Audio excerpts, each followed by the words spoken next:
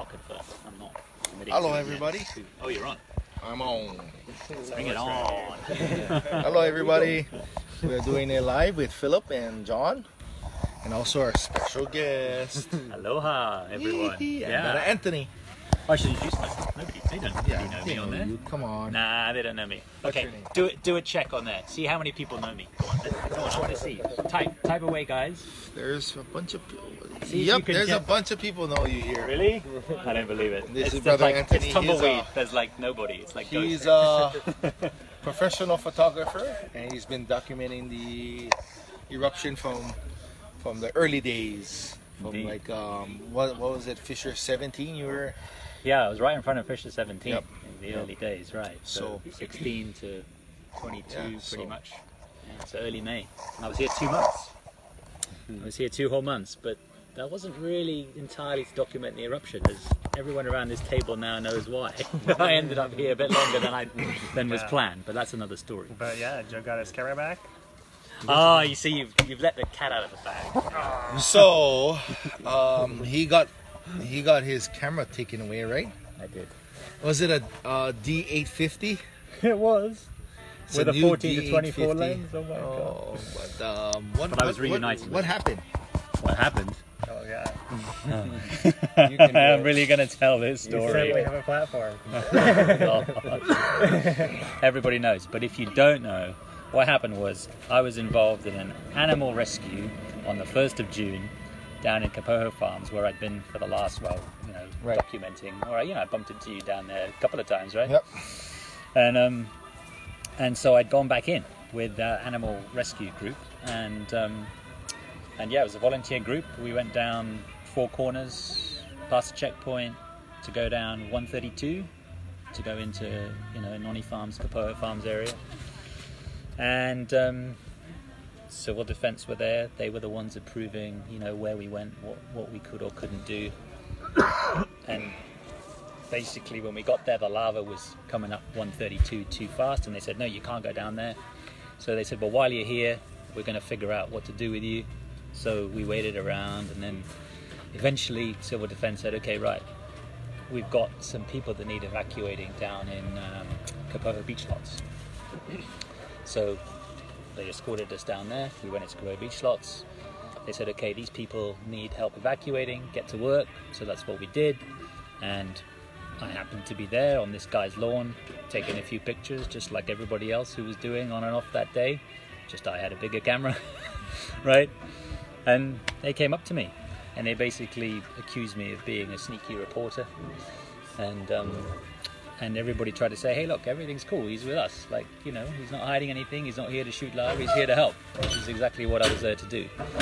But they wouldn't listen to my story. They wouldn't listen to their story. And then they said, right, we're going to give you a citation. And I didn't even know what that was at the time. I was like, so what are you charging me with? They said, loitering in a disaster area. And I thought, okay. And then they went, oh, and we're also going to need to take your camera. And everyone was like, what? And it was like, for evidence. What? What does that prove? So they did. I mean, I was complicit, thinking, due process would look after my situation, but, it didn't really. And it took me to hire an attorney, and, even that didn't get it back straight away. I had to leave after being here a couple of months, hoping I was going to get it before I left, and I didn't. And then I came back last week because they dropped the charges against me. My attorney helped, but they basically, proved that I'd done nothing wrong. I definitely wasn't loitering. They had no case. So, but then I had to wait to get my camera back. So, finally managed to get it back last week. Yay! Wow. So that's one of those. Well. That's one of those. Incidents that happened during the eruption, and there's many of them. But we're gonna go into some of what's going on with our volcano with John and Philip. Phil. How's it, guys? Good to see you guys. I'm here with John. Good evening. I'll let John talk first about what's happening with Volcano, since he's probably more caught up than I am. Yeah, Volcano. Basically, we have the same trends and the same stuff that we've been telling you about for some time now. Most overall There's very little changes compared to when we were in eruptive phase. It's basically flatline from a certain point of view. But here's the thing, we've got signals indicating a little bit of inflation happening by Pu'uo'o that USGS is keeping track of, and starting to get more consistent indication of that inflation trend, not a lot of inflation, but a trend happening lower down the rift at Jonica Station, which we've mentioned a bunch of times. And so far, they have new instruments, seismographs and tilt monitors down here in Leilani, and they're not showing inflation. Not yet anyway. And they're also the INSAR data, which is taken from outer space, is not showing any change or inflation, and it needs to be like more than 1.5 centimeters. So if there are any changes going on down here, we're not seeing them yet. But apart from that, most things are pretty much the same. They're just keeping an eye on these inflation trends that are showing up along the rift. Yeah. That's a good starting point. Yeah, it's awesome. Okay. Yeah. You got the whole summary done. Where is the Jonica flow? Waukeleo Puna Forest Reserve. Shocked. The Puna Forest Reserve, some people So they're call seeing it. some inflation there? Very small, but over the weekend, the GPS signal is more convincing, is reflecting the same thing. So GPS shows that there's a slight bit of movement away from the rift, which can indicate the rift inflating. And then there's also, see, this is the vertical, and so the station is moving upward just slightly, and that actually represents nearly 10 centimeters at this point, but you see it might be coming down again already. Whoops, when we look at that graph. But the point is, you know, the GPS is kind of showing it moving away from the rift and a little bit of upward, and the tilt, even though it's very, very small changes, jives with that. It's telling the same sort of story. But at this point, these signals are just things to keep an eye on. You know, they're not like about to tell us that it's getting ready to have more lava. It's just these can be indicating the recharge of lava in the rift. And while I have the floor, here's the thing about that. Even if it is magma recharging the rift, the volcano's different now. We just drained all that lava through the eruption, so we don't know how long it's going to take to recharge it. So the hope to offer everybody is that it could actually be a long time for us to see lava again if it takes a long time to recharge the rift, even if it is recharging it, you know, but we kind of have to wait and see. So What is the green line? They're two different tilts. They're different directions. Maybe Philip can handle some of them describing that. Right, so, Two different directions, kind of vectors. yeah, so I mean the tilt, the way they measure it is kind of, I mean, here's my visual of how it actually works. I hold my fingers out like this, the right angle, and one line represents one finger, the other one represents the other fingers at 90 degrees to each other. So usually the one that's the blue line faces the rift zone. That's the one that measures inflation, deflation of stuff coming in. The other one measures back and forth along the rift. So they kind of decide. Usually this is the one that's the most important based on the history, but this kind of movement can happen as well, right? And you kind of need them both to really tell how much and which way the thing is tilting, because it's going to be tilting down and this way, or down and this way, for example. And that's basically what it is. The challenge with trying to always use the same direction, you know, which is what you have to do because that's how it's obviously useful so far, is that, like John just said, the plumbing has changed to some degree, so it doesn't always have to show that same direction where it's coming from or going, kind of thing. So it's kind of tricky to try to teach someone how to read the two different lines, you know, and how it actually goes, you know. But you basically can, you know, look at the USGS reports to kind of figure out what they really mean. It's probably the easiest way for most lay people to figure that out. So. And Pu'uo'o, you guys seen some inflation too? Yeah, so Pu'uo'o was the one that showed inflation. Top one. This one right here, yeah. And to look at the scale here on the left, each one of these little dotted lines is 2 microradians. So over the course of, this is a 1 month plow, which is probably the limit of how long you want to look at the tilt. But even over that length of time, we go from -2 all the way almost to somewhere around +5 or so. So it's about 7 microradians in a month.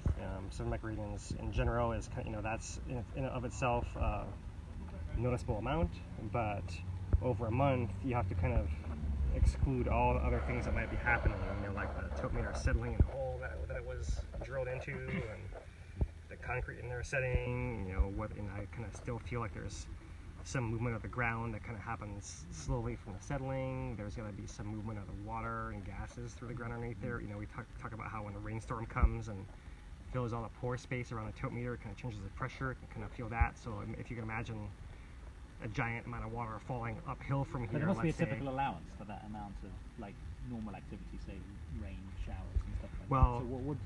So what do you allow for that? Yeah, so I mean, well, to start with, you know, what's normal is kind of debatable, right? Because like what we just had for a hurricane with a record run of rainfall and a rain of 50 inches in a day is not normal either, right? Sure. So like, if all that water is flowing from upslope down through the ground underneath us towards a fissure, Right. it can kind of be like a delayed rain effect, you know. So I just don't know enough to discount that. My personal rule of thumb. Could it still be draining now after all those weeks? Groundwater. Yeah, from the flooding and the hurricane. Yeah, so the groundwater can move. It might take some of that water a whole year to get down to the coast potentially, you know, depending on which path exactly it takes. I mean, there's, you know, because it's how to explain it. I mean, maybe a better analogy, John, but like, you know, when the water is kind of seeping down into the ground, there are multiple pathways sideways that it can take. So some of that stuff takes like a shallow pathway that comes up kind of faster. Some goes deeper and kind of takes longer. And but even the shortest stuff still takes a while to move from, you know, 10 miles or 20 miles from where it fell. Like the epicenter of the rain, so to speak, the hurricane was probably around Mountain View. Right? The numbers I saw 60 inches. Or if you expand it to a radius, that's probably a 5-mile radius where it rained 50 inches. And some of that's flowing down towards Hilo, and some of that's flowing down towards the coast where all the springs happen by Pohoiki, right? Yeah. So Actually, that reminds me, going back to the early days of the reports of the you know, the relationship between the magma that was still in the chamber at the beginning of the eruption before it really drained. Yeah, but in relation to the water table more specifically. Okay, right. Remember? Right. And there was that talk about where it might sort of start to interact. What do we know more of? Do we know still anything about that? Anything new about that? The level of that? There's a little bit of debate about where exactly the water table is. Okay. Right. So for a long time, We'll you know, over years, Phil and I have worked a lot. Shall I leave now? As natural tour guides, and you know, you estimate it's about 2,000 feet. Yeah. And right now the crater has collapsed about 1,600 feet. Right. Other people suggest the water table is more at like 1,500 feet under the surface, in which case we've already collapsed past it. But any way you slice it, basically the crater is collapsed enough that it should be just about as deep as where the water level should be. And so there is a chance that in the future, in the coming months to years, if there's new activity in the crater, we could have groundwater be involved. Could be. That's a great. Oh, you got orange. Oh, we went orange. That was church orange. So maybe we'll come back here so people will actually catch me slide and we can start talking or give the features actually. Okay. Right? Oh, we're starting off at orange. Oh, we're back to green. All right. Yay! So all right, guys. We're back. So we were talking about the water table up at the summit. Right. How deep is it? Right. Yeah, and John mentioned we have various ideas of where the water table might actually be. And one thing that's interesting from staring at some of the photographs, I won't bring them up now, but like, you know, there's a lot of different dikes, places where lava is injected in the summit, where it's cooled pretty quickly, and there's no bubbles within those areas, right? So those actually become barriers for the water. So you have all these features that kind of go up and blades in this direction, other ones that come across in this direction, and you have kind of pockets where water can be perched without any water below it.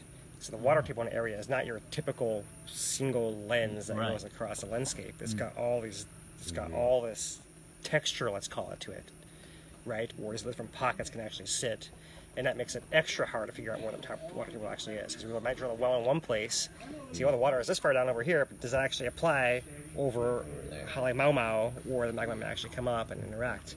And that's a whole different question, and maybe different from half-mile away from here to there.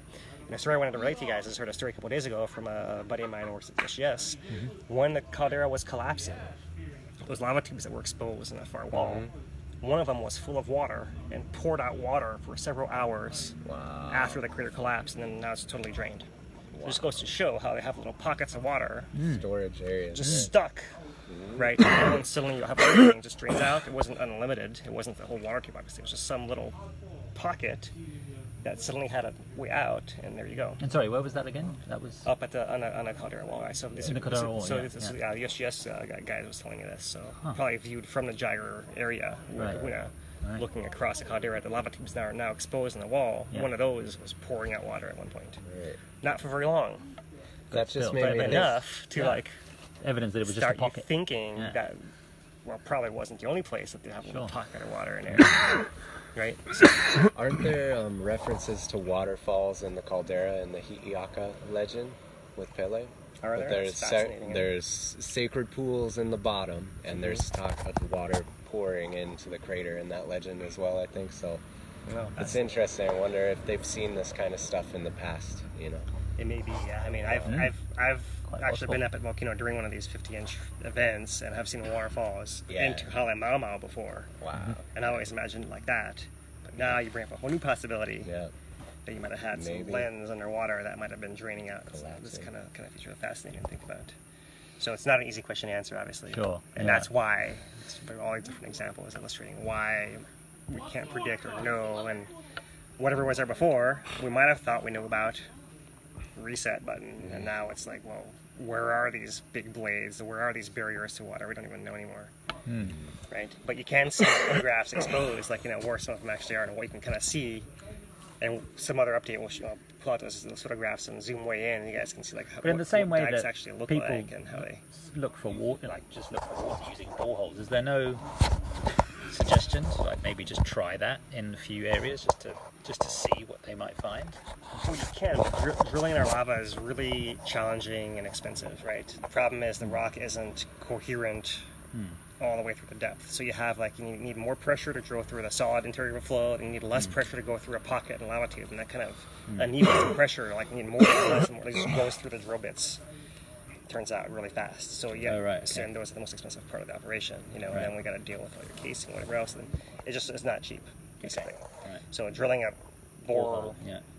you can do it here and there, but that's why not everyone has their own well here, and everyone's running off catchment because only a county is rich enough to drill those wells. Widespread, That's good. 'Cause a lot of people might not appreciate or a that. golf Just think, resort, oh, yeah, why- yeah, right? Who yeah, also yeah. drill their own, but it takes a lot of investment to drill one of those wells. That's why. Okay. Interesting. All right. So yeah, we've I'll show you guys. There's been a new fact sheet released by the USGS just today. Very cool. And let me go back to the first page here. So the first page of this fact sheet is going to show everything's backwards on there. Yeah. So you guys can find this USGS site, or I think Tracker's going to post it also. But basically, it's got a chronology of all different things happen every different day. This is kind of a mix of geologic events and USGS events. We've also been working ourselves independently on and some community members as well on a human version to kind of intersperse into here. And so this is not a complete thing by any means, but this is what's put out as a fact sheet by the USGS, which is a great thing to kind of reference. And so it's got all of that. I won't read everything for you guys, but a couple reference points right here. And then the next page is the one that kind of shows a before and after of the caldera up here. So there's a before right in there, and go over here, you guys can see the after. Right, so we can compare those visually, and then this plot down here is really interesting. The blue line is where the caldera floor used to be in April, and in August they draw it in red, right? We have an Empire State for scale showing how the deepest point collapsed over 500 meters, 1,600 feet straight down, right through here. So that's how much collapsed, the whole didn't fit within that new hole before, to reach the previous crater floor. Right? So then it's got some stats and other stuff like that about the response. So I just want to point out to you guys this is actually out there. This is new, and this is a good thing, if anyone's looking for info to share with visitors. Can you go back to the previous when you finished? Yes, of course. Okay. So in the year, I remember there was a great time-lapse graphic that was published on one of your sites recently that showed all the earthquakes, with the different sizes. You know the one I'm talking about? And the flows. And it was done hourly throughout the I think, was it from the beginning of the year or from April probably from and then April, through yeah. the, you know the one I mean, right? Yeah. What amazed me is the bit where it suddenly shows an arrow that shows the flank moving 20 inches, Right. That's recorded. 6'9", yeah. So how do they? Could you explain how they actually measured it was 20 inches? Like what instruments proved that it moved 20 inches? Probably, yeah. GPS is the most, probably the most direct It's an way that they astonishing get that. thing to 20 inches realize is- it happened, right? Yeah, I mean, it sounds like a lot, but that's 20 inches isn't that far. It's a moderate amount. Yeah, that's pretty think so? Not a moderate. large amount. Yeah. Really? The mountain can move further than that. It's kind of good it didn't, but Right. you know the ramifications of that 20 inches are huge. You're right, But it exactly. could've- So it even could've though been a you bigger were saying movement. it's not that much, but mean, it yeah. still it- had a huge impact. Yeah, right? it's huge. It had a huge impact. Yeah. The mountain has moved more in the past. Yep. Not like huge amounts more, but more. Wow. Right. So. What yeah. date was that recorded? The May 4th. May Right. 4th, So the that- 6.9 earthquake. Yeah. So in 1975, for comparison, the flank slipped and the subsidence at the coast was, 15 or 20 feet at Halape. The fault didn't move that far up higher up the mountain where it moved. I'm not sure that distance, but you're talking on the order of meters for some of those motions. Yeah, Right. yeah. So the whole shape of the coastline got changed there, and you don't see any more palm tree stumps out in the ocean in Halape anymore. But that used to be the view for many years. That Halape was, what was previously the shoreline with all the coconut trees Okay. out in the middle of the bay. Right. So that was kind of our illustration of that, right? But I just thought that particular time-lapse graphic was really compelling. Yeah. It was great. Yeah, that one's awesome. Yeah, in fact, John and I were kind of saying like, well, it's so rich, you kind of can't watch it and catch everything in one view. Yeah, You there's have a to, lot of information. You got to going watch in it there. through just Yeah. for the earthquakes. You got to watch it through just for the lava flows. You got to Yes, watch it exactly. through just, Yeah. and then you have to kind of watch it through to kind of synthesize it all together afterwards because Yeah. there's just so much going on, right? Yeah, So. yeah. I thought it was an amazing It's, resource. it is, yeah. That's gonna be on display for sure. Cool. When the time comes. That's awesome. I think that's very educational for people who are like trying to understand, the level and the scale of what happened, really. Yeah, and that's a great part of where we're at right now is we can start to kind of digest what we've been through with this eruption, analyze in retrospect all these different stages, compare the stories, and hopefully we can piece that together so people can compare notes on it in the future. But every stage of it has been amazing, and that the 6.9 is definitely one of the turning points, the pivotal feature of this whole chain of events is that May 4th earthquake. So very cool. Absolutely. Yeah, so maybe speaking of earthquakes, I can quickly pull up the earthquakes map. There's not a whole lot of action, but we can go through our paces still. So let me pull it up for you guys here.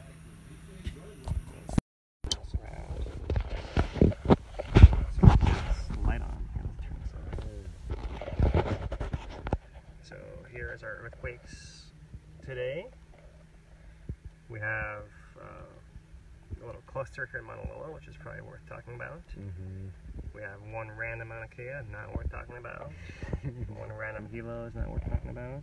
We don't have that many at the summit today, No, actually. Yeah? We that's have more interesting. south flank ones all the way over here to south of Leilani as well, but not enough and not a big enough size to really warrant anything other than assuming it's a settling still of the previous 20-inch movement that set it all off that we're still kind of reeling from. At least the Earth still is Right. adjusting to that. Yeah, exactly. Yeah. Real quiet at the summit. That's Yeah, not a interesting. whole lot up Pahala either, right? Not a whole lot of those deep earthquakes over there as well, so it's kind of interesting as well. Well, when that was going off, the earthquakes, the aftershocks, I suppose, down where I was at Separation 17, the house I was in was shaking continuously. Yeah. We were just sitting in there, and it was just like ticka ticka ticka ticka ticka Yeah. ticka ticka. Right? Yeah, It was really quite bizarre to just get used to just shaking all the time. Yeah, And from a photography point of view, it's quite amusing because I wasn't really doing much long exposure work. Because even when I put my tripod down, it would blur because the whole house was moving. So right. there wasn't any stable ground. So I was looking back at my work, going, why don't I have more long exposure work? And I realise now why. Right. Because there wasn't any point. Yeah, so I mean that's stuff even what we call tremors, not even the earthquakes themselves, right? So that's you know a whole different. Yeah, I mean, we had the odd like Which is real fascinating, like yeah, and those are the real earthquakes jolts. embedded, yeah. Yeah. I remember But the then same thing. between that, it was Sitting in a just house, continuous. all the doors and windows, all that constantly. Yeah, Yeah, absolutely, yeah. freaky. That was freaky, especially at that early stage when that was kind of the apex. So of, violent. Right. Yeah, how many fissures were going off at the same time? Right. It was really, Right. you know, Right. Yeah. It was- quite the effusion of that. It was for several days. And in fact, it was weird. It was weird to feel it when it stopped. Like you got so used to that being the normal that when Right. it started to stop, and in fact, in relation to say something like Fisher 17, like the explosions became more dispersed, but they were more violent, right? And it would seem to be correlated to like the longer there was a silent period, the bigger the next explosion was. So it created this weird kind of anxiety. Right. So you'd be like, it actually feels worse to be quiet than it was when it was shaken, which is weird. Right. I think that's relevant right now because I think a lot of people are at that point with yeah. the whole eruption because we don't have certainty about what might happen next, and not everybody is taking this time to feel comfortable about it being quiet.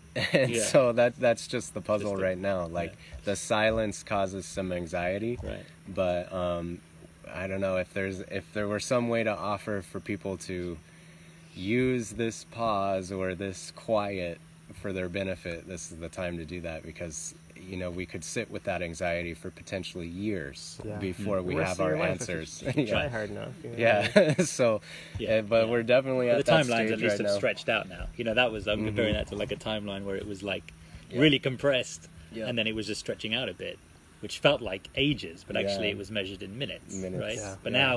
now everything's stretching out even more, so Yeah. we can afford, as you say, to perhaps wind hope down and enjoy. that it's Everybody, stopped yeah, and we actually should definitely not be wind anxious down. about it. And Don't a think lot of of it as- people I'm yeah. talking to are definitely winding down, but not everybody. I think a lot of people are still pretty anxious because there's the uncertainty now, but I just try and be encouraging that this is the time to Yeah. pick up the pieces and get back to being normal because there isn't anything to be concerned about in particular other than the fact that we know these volcanoes exist Yeah. very much. You know? Well, I was We live on reminded them. of it just the other day, just what a history this island had, because I was driving around the island, and it was such a beautiful day, last few days, but yesterday in particular.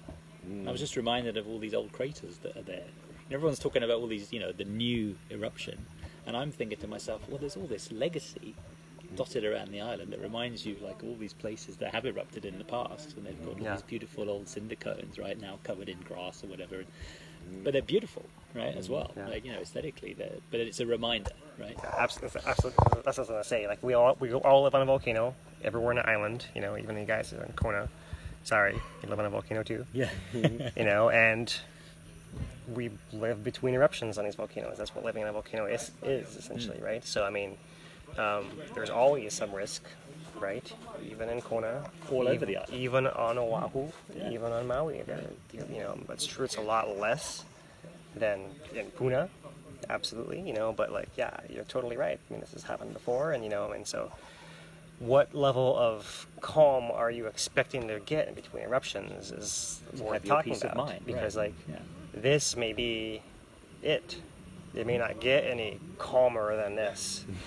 You see what I'm saying? Like there's always something happening underground and always some signal and something pressurizing somewhere, and it's going to come out somewhere sometime. That's like the background. Like you don't get calmer than that Yeah. unless you're maybe on Kauai, right? So like, what do you really expect, right? You know, so absolutely, we should take this time to kind of gather ourselves and figure out what our next move is going to be, whether it's reconstructing, whether it's moving out, whatever we need to do. This is the time. It doesn't get calmer than this, and you know, there's always a chance it picks back up, whether it's now, suddenly, shortly, or suddenly, shortly in 5 years from now. You know, who knows exactly how. Now, I don't have an answer to this, but at the end of the day, in our lifetimes, you guys have, you know, this island has existed primarily on volcanic activity, certainly since 1983, right? Existed? How do you mean? Well, as in, you know, it's become like the fabric of the island, like a continuous eruption for all those years, right? So, if you like, the economy and the way people have gotten used to living here have been based on coexistence with the volcano doing its thing.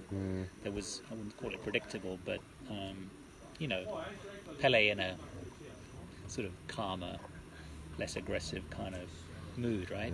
And suddenly we have this jolt to that, right? And everyone's like, oh, okay, no, this is unlike her, right?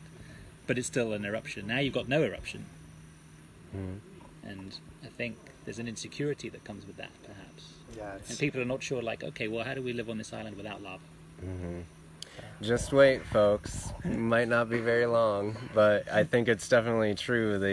The consistency of the Pu'uo'o eruption, you know, it had been, by the time I moved to the island, which was in 2003, seems like a very long time ago already, you know, it had been quite some time since Pu'uo'o had taken any houses.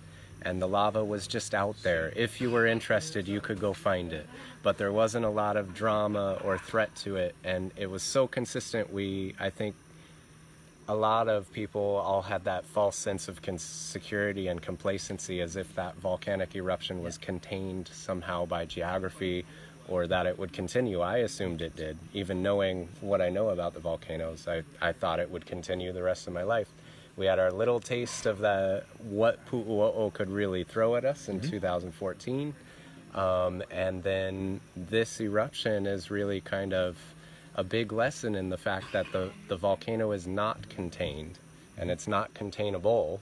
It surpassed what anybody would have imagined a new eruption would be like. And so I think all of us here should take stock in the type of deep understanding we have of that reality now. And that should empower people living here. Like we have a wider range of understanding of what it can be like, and that should help us prepare and stay safe.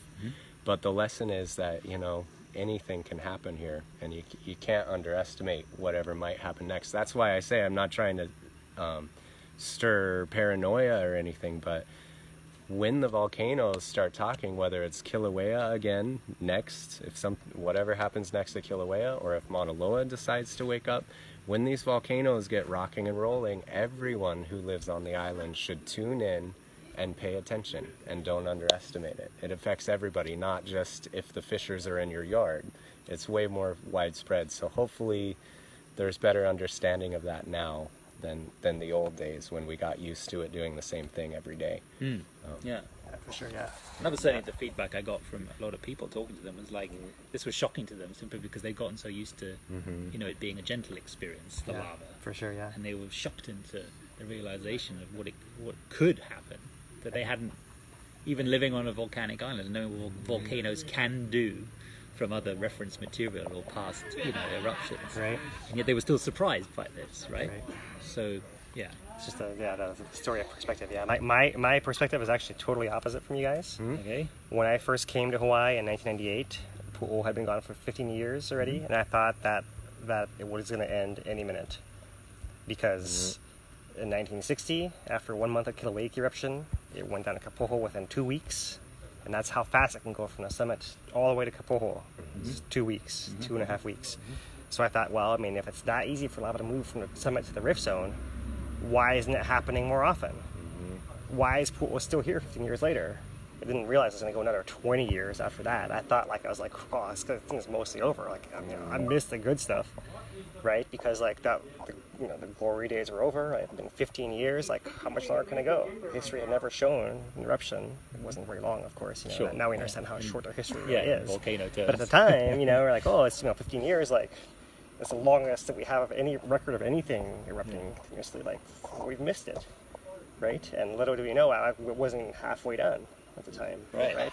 So the whole second half of that, every day I'm like, maybe potato end, maybe potato end, maybe potato end, maybe potato end.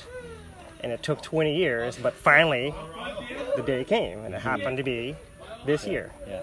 But now you've got to flip that the opposite way. Totally. So now it's like, when's it going to come back? When's it going to come back? So everybody sits around going, when's it going to come back? Like what you're doing, you're going to go a bit stir crazy, right? Well, we prepare for the possibility, but it could be measured in years. It but could the be within our lifetime, who knows? Right? So it's just so that's just looking at the patterns, right? So if you look at the pattern of how long each eruptions have gone, Pu'uo'o definitely falls at the far end of the spectrum of what we know of how long eruption lasts, right?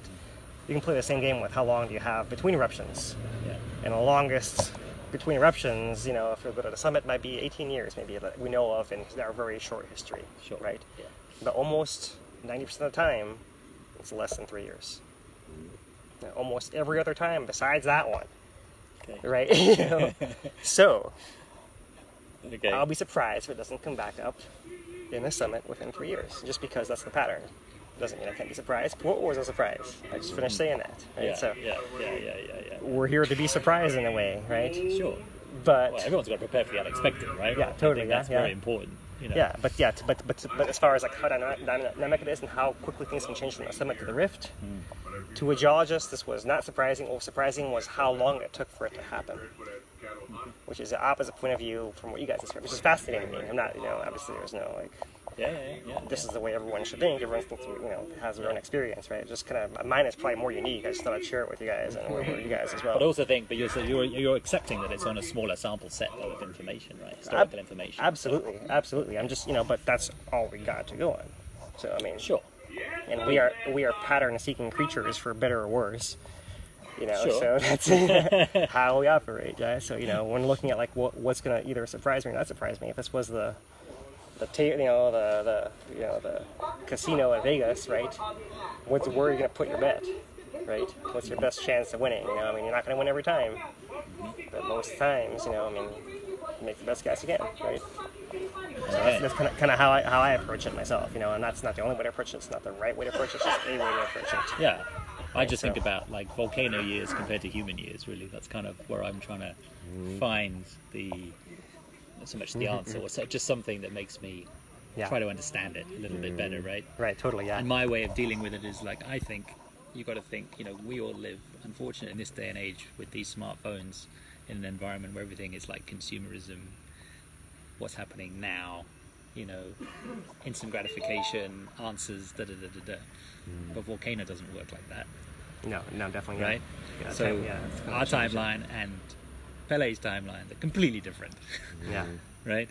So how do you reconcile that in terms of things like risk assessment, for example, right? And you know, I think that's where it's relevant. You know, we can go philosophical about it, but I think the practical element is risk assessment, right?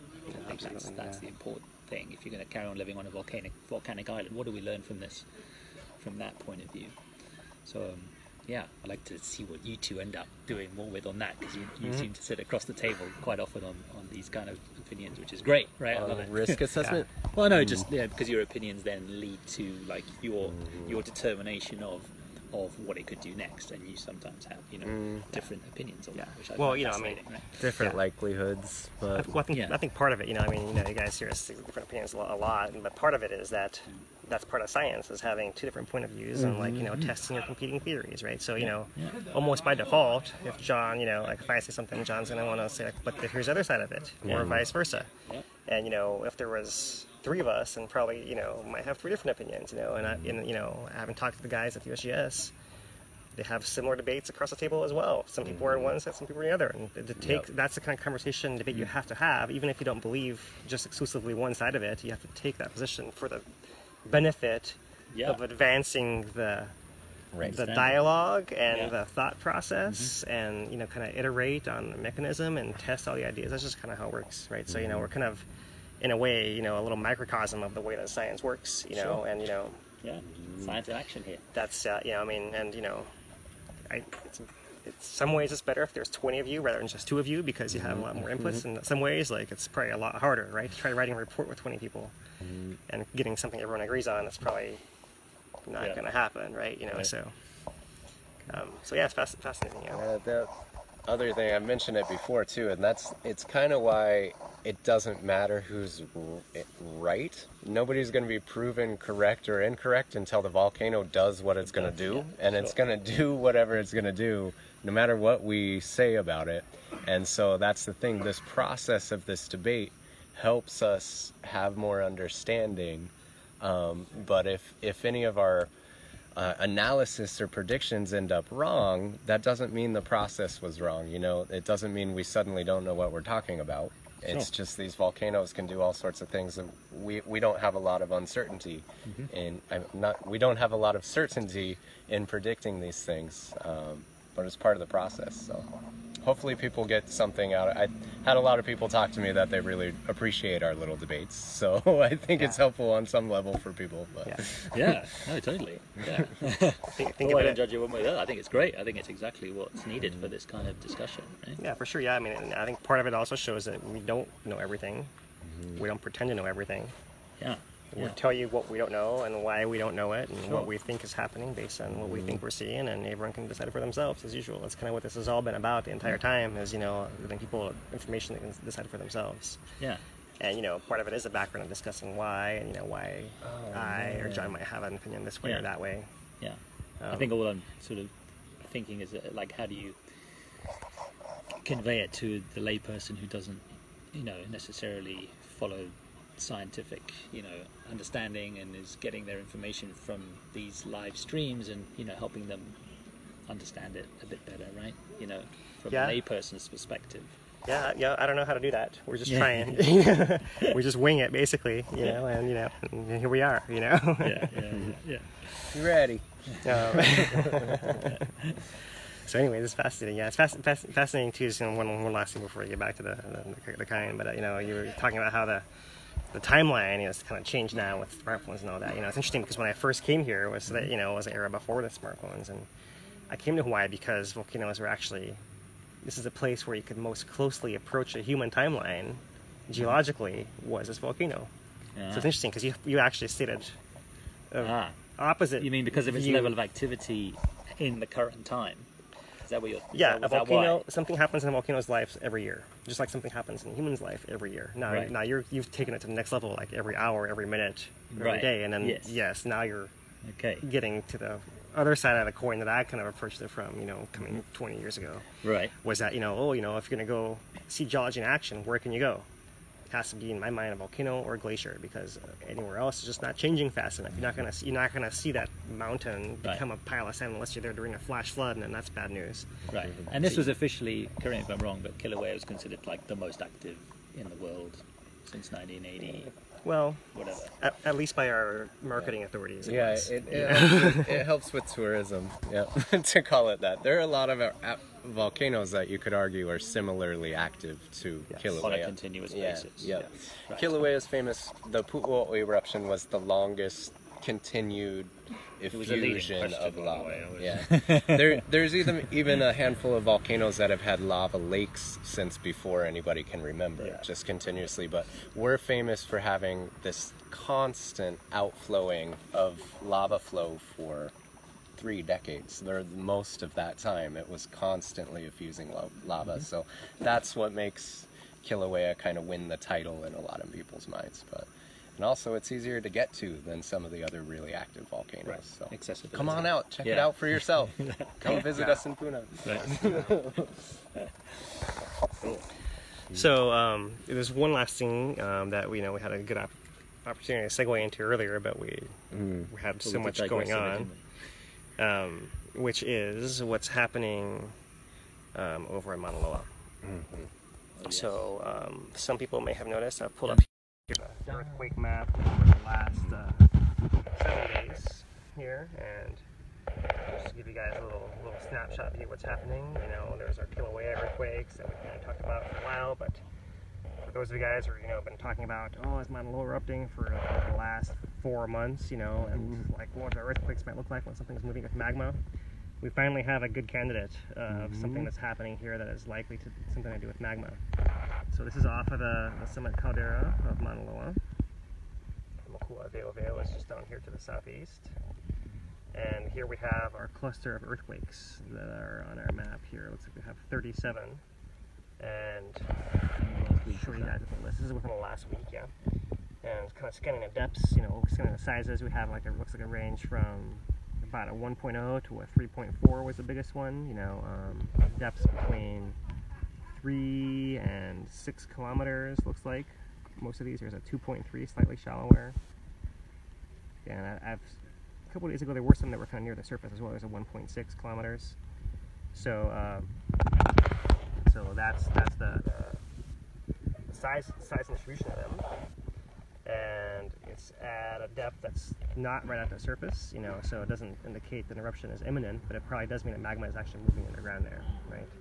It could come to the surface, but when it actually happens, you should actually probably see an even bigger swarm of earthquakes, like the ones we saw for, around Leilani before, beginning of this eruption. So this is definitely something that's of interest for sure. Basically, at the bottom, my short message before I pass it over is that magma moves into volcanoes episodically through volcanoes' lives all the time, right? And all we care about really is when it moves towards the surface.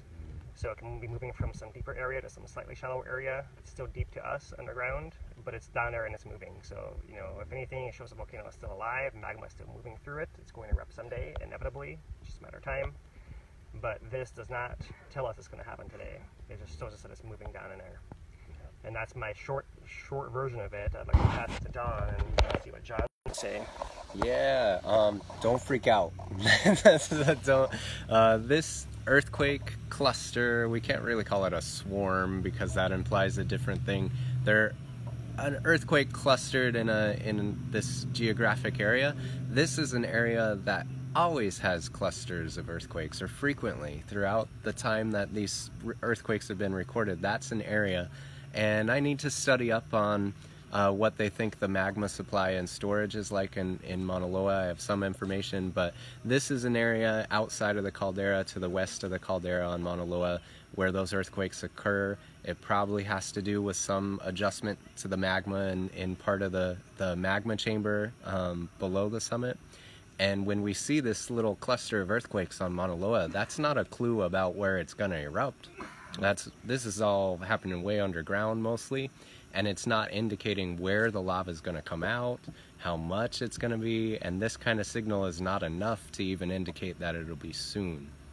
So that's a common area to see earthquakes clustered together on the mountain on the map, and it's by itself, it's not giving us much to go on, and as far as what to expect. It could do these kind of clusters of earthquakes over days or months or even years before it really gets going. And like Phil says, it's what we need to know is if the lava is actually going to come to the surface and make it all the way out to the surface.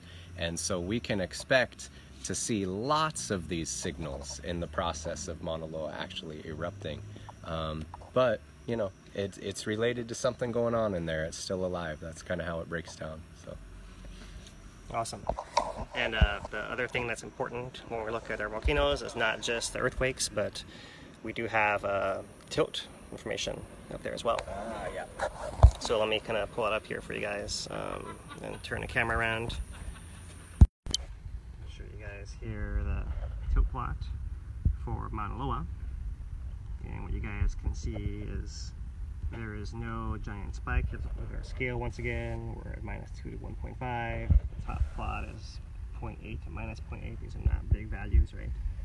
So you guys can see, you're actually going to see our daytime variation pretty well, and there's a little bit of weather wiggles happening, maybe some slight upward trend. I hate to call it inflation when it's only 0.4 microradians. But that's basically what you're looking for is the absence of a giant spike like we saw preceding eruption here in Leilani. And looking at the GPS, you can kind of see, let's look at this one over here where it's a little easier to see. Over the past year, we have been spreading the volcano apart, like not so fast recently, but it has generally been on a spreading trend, but not very fast, not like it's going to erupt anytime immediately. If we saw something like this part right here where it starts rising real steeply, then we're going to go bump our alert level back up again, likely at a period like this. So this is the kind of thing we're looking for in conjunction with earthquake swarms, in conjunction with a tilt, and all those things together would be what actually give us an indication of some activity imminently on Mauna Loa. So right now there is nothing imminent on Mauna Loa. Although I just wanted to point out, that earthquake pattern is what we were looking for as far as a pattern of magnetic activity. All the ones we've been seeing for the past 3 months, everyone's like, oh look, there's an earthquake in Mauna Loa, it's going to erupt. That wasn't it. It looks supposed to look like this. Yeah. Right. So that's a good example of what it's supposed to look like. Right. But now the next question, how far down, how many, how big, how long, and that's what leads us to this next chat and the next conclusion of okay, it was not significant in a short term. Right. In the long term, if we see it's happening every week, or accelerating. Accelerating, you know, then we're gonna evolve our opinion as well, basically. But for now, there's nothing to see there. But that's the first in how long? That cluster is like first you've It's seen not the in- first. Yeah, We've so- had like 3 days of clusters like that, but don't freak out. It's just 3 So, days. Okay, so since how long? Like when was the last time? Like how long have you been waiting for that observation? We'll have to look that up probably. Yeah, we'd have to We'll look look that up. But It's not that notable, other than we're reviewing everything with a really high level of scrutiny and detail lately. But that type of stuff probably happens without getting much attention pretty regularly. Okay. Yeah. if I had to guess, every few months. Every few months, is a good ballpark, I'd and say. I can think of something that happened in between that might have taken your eye off the Distracted ball. us a little bit. Yes, absolutely. And I don't want to get too far in the weeds here, but we do know that because Kīlauea has been through this big motion and draining all of that lava out of its summit, it's changed shape a lot, and Mauna Loa feels Kīlauea, and so this kind of earthquake cluster, even though it could be adjustment movement of magma down inside the mountain, could have more to do with Mauna Loa's shifting her weight a little in response to what Kīlauea just did. Yeah. It's not enough to suggest that these are the precursors as the lava starts to pressurize and we're working our way towards the eruption. And Mauna Loa usually, in a lot of historical eruptions, gives a really long crescendo, leading up more and more earthquakes, getting more intense for maybe months or maybe years leading into it. And this on its own is not even really suggesting we're headed that way yet. It could be other causes. Even if it is magma related, there can be other reasons why that's happening based on what Kīlauea just did. So food for thought. Okay. Well, just a quick one though. Why does it cluster there specifically? That's I that need particular to area. I need to review, but that should be to the west of its magma chamber, which is deeper. Like I've been told, if you're standing where Jagger Museum is on Kīlauea, you're basically at eye level with the top of Mauna Loa's magma chamber, and it goes deeper from there. Got it. So as it expands, there's earthquakes out to the west over there, and I've seen on the INSAR maps the summit expansion where it swells is not centered exactly where the caldera is. So there's this region to the west of the magma chamber that gets a lot of earthquakes, and then there's a trend right through the center of the caldera where there's must be some faulting or something that is part of the eruption, where a lot of the earthquakes are right through the center of the caldera. So it's one of these two kind of areas that is related to the magma chamber somehow. I just need to review. We'll get more details if it gets more serious. Phil and I will talk about it a lot, I'm sure. So Mauna Loa's got its own rift zones as well. yeah. And that area towards the northwest is not exactly a rift zone. It's a weird magma pathway. We'll do That's a whole kind of like a episode on failed rift zone. But it's more or less the area where, there have been flows that have come out of there quasi like a rift zone, not nearly as often as a rift zone. But there is some path from the magma chamber that goes off in that direction. Kind of like, think of it as a proto-rift zone kind of thing. So within a magma chamber itself, you don't get earthquakes because it's all liquid. It's going to be at the edge of it where the magma is pushing into rocks. So that's going to be the edge of the chamber where it's trying to pressurizing to the side and likely coming up as well. Okay. So that just happens to be the spot where the pressure is built enough for it to kind of wedge into a crack upwards a little bit. Got it. Happens to be right there. Right. That edge of the chamber. Now, why that edge and not the other edge? That's a whole other can of worms, which is not worth getting You into. may have discussed this before, but that sort of made me think of a question to do with the shape of the different. Like Mauna Loa looks quite different in its overall What do you mean profile in and shape profile compared to say Mauna Kea.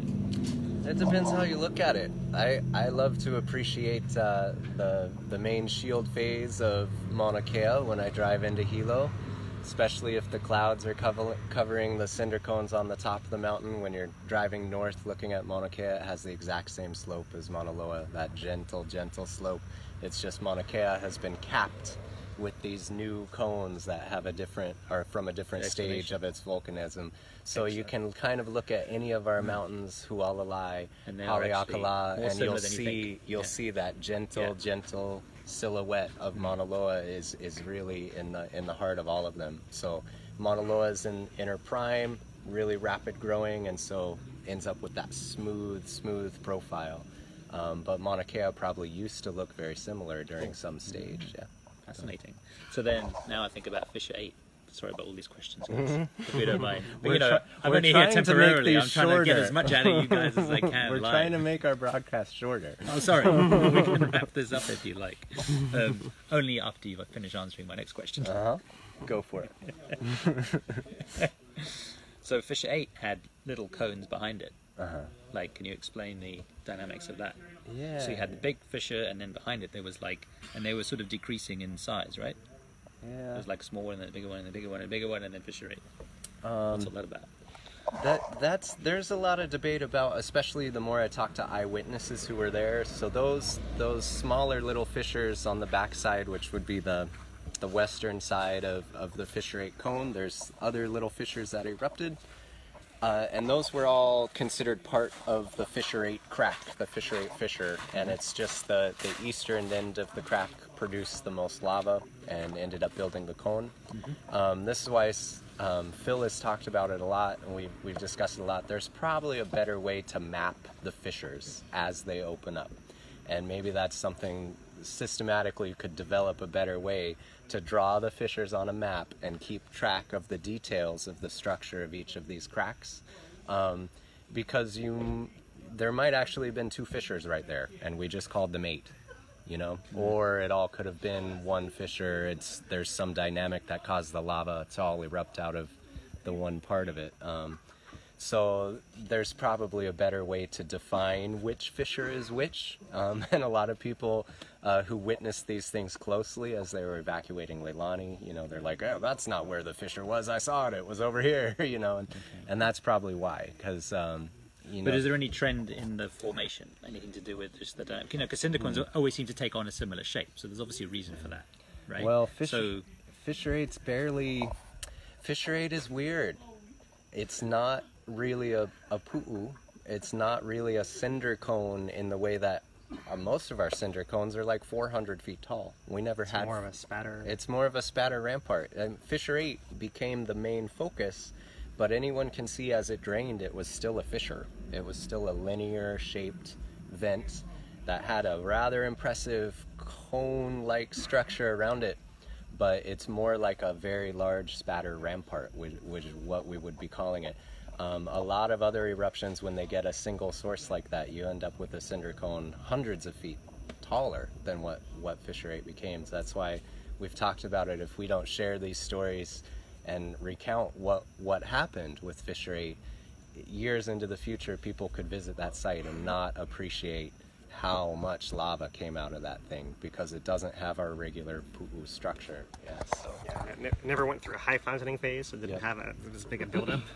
In fact, it's not the biggest hill out there, right? So it's not the most imposing one. It's not, if you were to look out there today, like, oh, which one of these was the one that you would guess was a source of all this destruction, you wouldn't have guessed.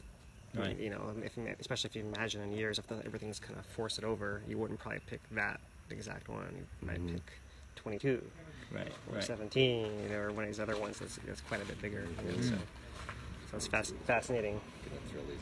Fascinating about that, Yeah, absolutely. But yeah, even actually 17 had a funny angle to it, and again, a beautiful shape to it, right? Yeah. Pretty traditional, you'd say. Is that the right word? Yeah. So I mean, you know, the actual cone is forming basically as a result of airfall, as you know, stuff falling down, the wind, the angle, the nozzle, you know.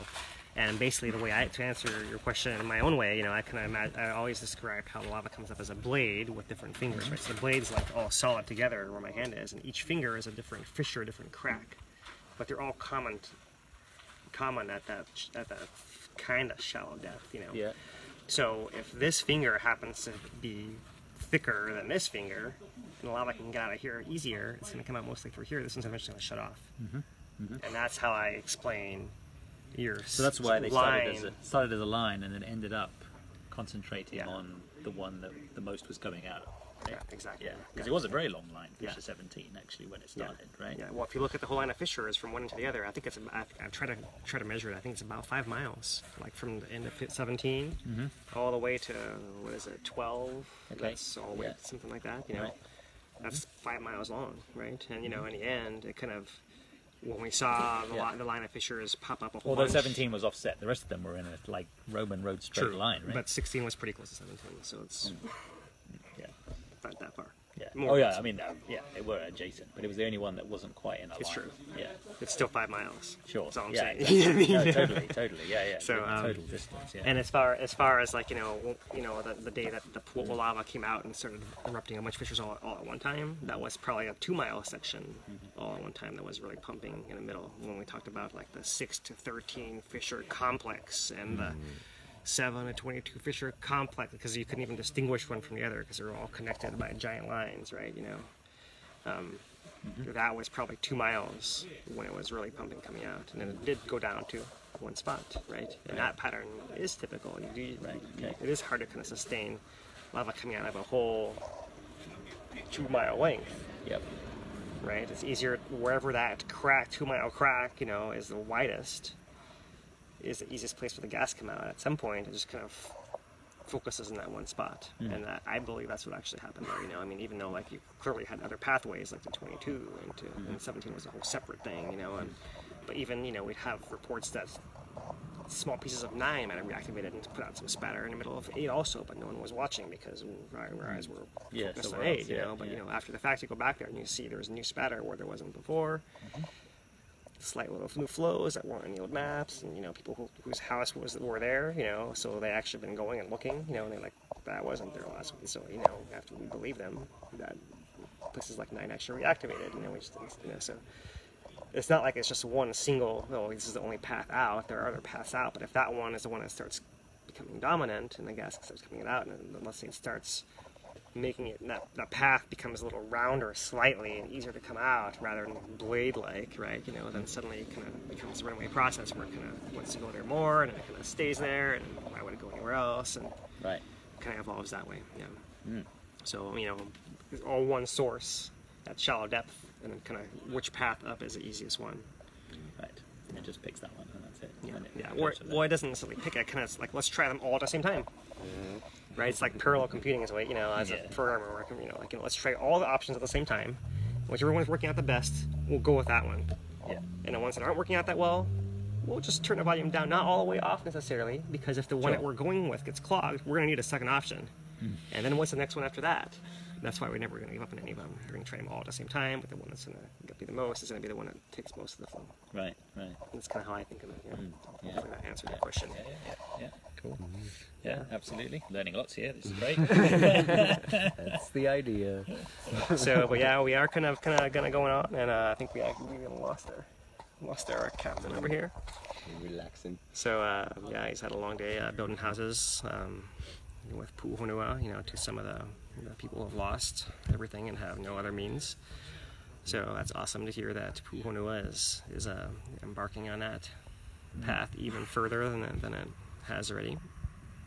So that's basically our Mauna Loa, a little mini version of Mauna Loa. There's not anything to report on beyond that. If there is, we will get back to you guys. You can count on it. Can be sure that we'll be here. Yep. Kīlauea, is also in its same kind of holding pattern, that we're still watching it. And we're trying to kind of focus on our social aspects and putting our community back together. Like we had our dinner here tonight over here at the hub. Potluck dinner we had tonight from 6 to 8, and everyone came and talked story and kind of shared their experiences since the last time we came and did this.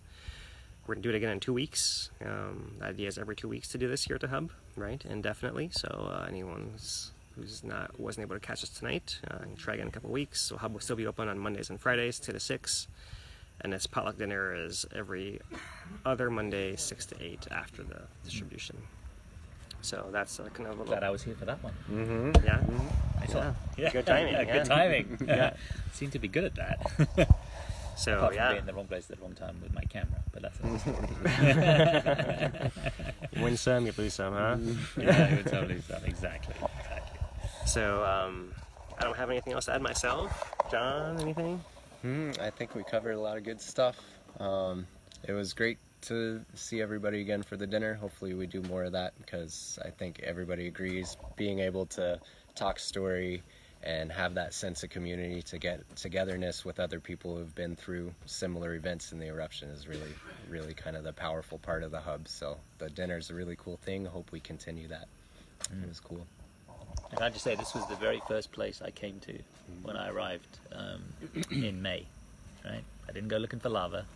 I knew this place had been set up, and I thought, wow, what an amazing initiative. And I knew Ikaika from last year because I'd met him last year when I'd gone out to the ocean entry, and we talked story back then, back in September. Little did I know I'd be back here in May. It was certainly not planned. And yeah, when I heard he'd set this place up, I wanted to check it out. And yeah, I'm glad I did. And amazing to follow that journey and be here even now while it's legacy sort of lives on, and it continues actually, which is awesome. Interesting. Yeah, very different, but similar. Yeah, but it still has the same, heart and soul, right? Yeah, for sure. Yeah. So, Okay, got anything you want to add? You pal. Good. All good. All good from the hub crew over there. So, all right, you guys. You guys gonna give us a little group stay classy from over there? Stay classy, Puna. Stay classy, Puna. All right, and we'll do our version over here too. Stay classy, Stay classy.